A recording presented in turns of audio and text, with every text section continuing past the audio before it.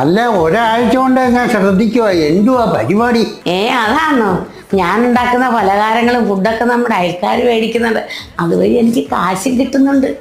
അത് കൊള്ളാവല്ലേ. ഇതൊക്കെ എങ്ങനെ? ക്രേവിംഗിലി എന്ന് പറഞ്ഞ ഒരു ആപ്പുണ്ട്.